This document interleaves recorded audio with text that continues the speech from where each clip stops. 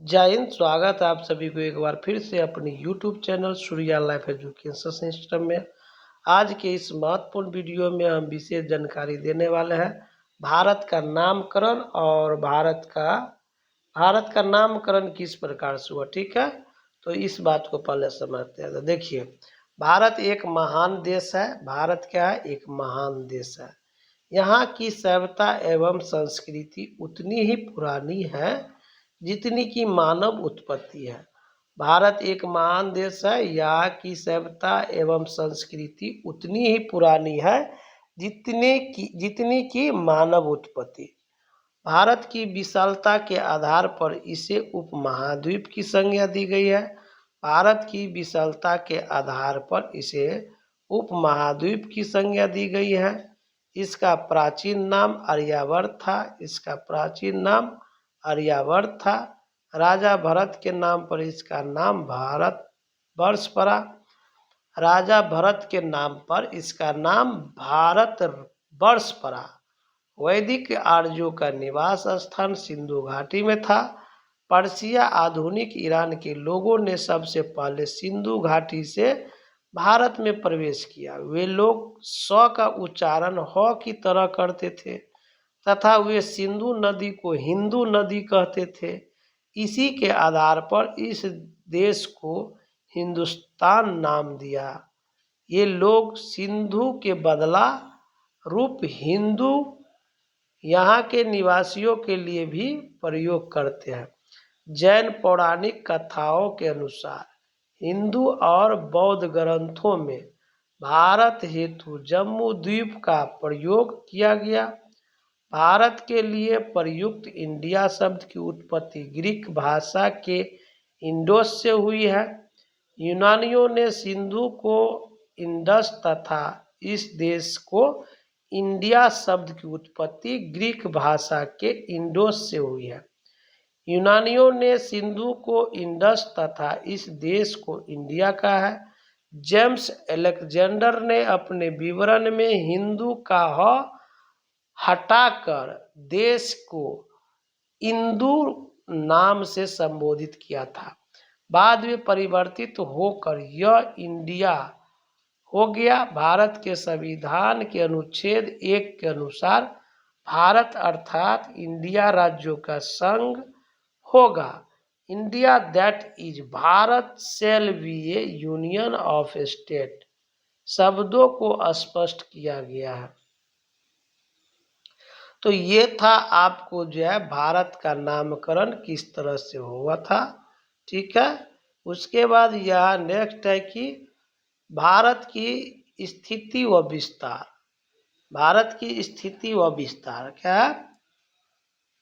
तो भारत की स्थिति और विस्तार में देखेंगे कि भारत पृथ्वी के उत्तरी पूर्वी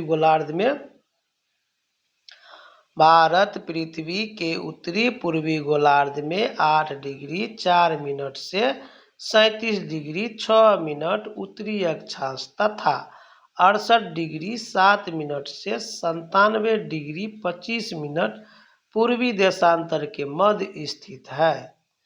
भारत पृथ्वी के उत्तरी पूर्वी गोलार्ध में 8 डिग्री 4 मिनट से 37 डिग्री 6 मिनट उत्तरी अक्षांश तथा 68 डिग्री 7 मिनट से 97 डिग्री 25 मिनट पूर्वी देशांतर के मध्य स्थित है।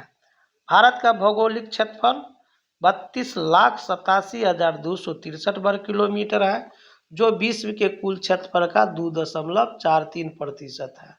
क्षेत्रफल की दृष्टि से भारत का स्थान 7वां है। रूस, कनाडा, चीन, संयुक्त राज्य अमेरिका, ब्राजील, ऑस्ट्रेलिया, भारत। क्षेत्रफल की दृष्टि से भारत का स्थान 7वां है। पहला रूस, दूसरा कनाडा, तीसरा चीन, चौथा संयुक्त राज्य अमेरिका, पांचवा ब्राजील, छठा ऑस्ट्रेलिया, सातवां भारत। जबकि जनसंख्या की दृष्टि से चीन के बाद भारत का दूसरा स्थान है। जबकि जनसंख्या की दृष्टि से चीन के बाद भारत का दूसरा स्थान है, जहाँ विश्व की कुल जनसंख्या का 17.5% भाग निवास करता है। 82 डिग्री पूर्वी देशांतर इसके लगभग मध्य से होकर गुजरती है। 82 डिग्री पूर्वी देशांतर इसके लगभग मध्य से होकर गुजरती है। इसी देशांतर के समय को देश का मानक समय स्टैंडर्ड टाइम माना गया है। इसी देश के समय को देश का मानक समय माना गया है। यह इलाहाबाद के निकट नैनी से होकर गुजरती है, जो कि भारत के 5 राज्यों उत्तर प्रदेश, मध्य प्रदेश, छत्तीसगढ़, उड़ीसा तथा आंध्र प्रदेश से जाती है। यहाँ का समय ग्रीनविच समय से 5 घंटा 30 मिनट आगे है। कर्क रेखा भारत के लगभग मध्य भाग एवं 8 राज्यों हो गया। कर्क रेखा भारत के लगभग मध्य भाग एवं 8 राज्यों से होकर गुजरती है, जैसे कि गुजरात, राजस्थान, मध्य प्रदेश, छत्तीसगढ़, झारखंड, पश्चिम बंगाल, त्रिपुरा तथा मिजोरम से एवं पड़ोसी देश बांग्लादेश से होकर गुजरती है। भारत का लगभग अधिकांश क्षेत्र मानसूनी जलवायु वाले क्षेत्र के अंतर्गत आता है, लेकिन कर्क रेखा इसे लगभग 2 बराबर भागों उत्तरी भारत उपोष्ण या कोष्ण शीतोष्ण कटिबंध एवं दक्षिणी भारत उष्ण कटिबंध में बांटती है। भारतीय भूभाग में उत्तर से दक्षिण की लंबाई 3214 किलोमीटर तथा पूरब से पश्चिम की चौड़ाई 2933 किलोमीटर है। इस प्रकार भारत लगभग एक चतुष्कोणीय देश है। भारत का प्रायद्वीपीय भाग त्रिभुजाकार आकृति में हिंद महासागर की ओर फैला हुआ है, जो इस महासागर को दो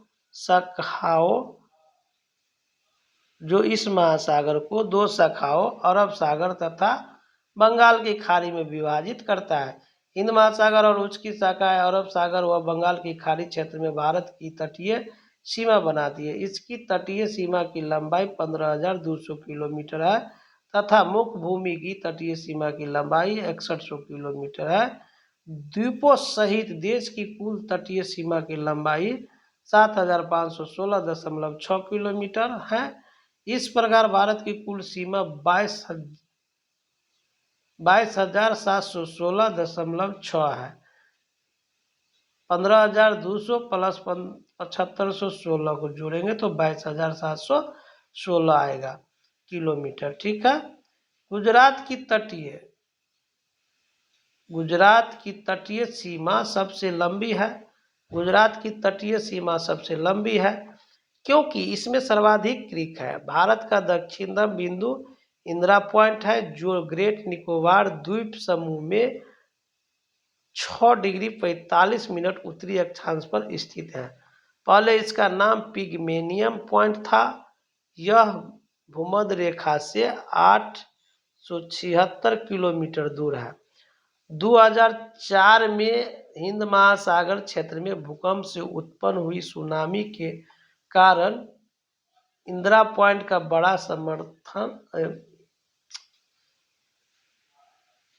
2004 में हिंद महासागर क्षेत्र में भूकंप से उत्पन्न हुई सुनामी के कारण इंदिरा पॉइंट का बड़ा भाग समुद्र में डूब गया था।